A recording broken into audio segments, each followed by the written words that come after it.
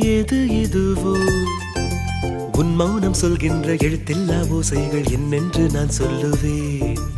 இது அதுவோ இது அதுவோ சொல்லாத சொல்லுக்கு இல்லாத வார்த்தைக்கு ஏதேது அர்த்தங்களே.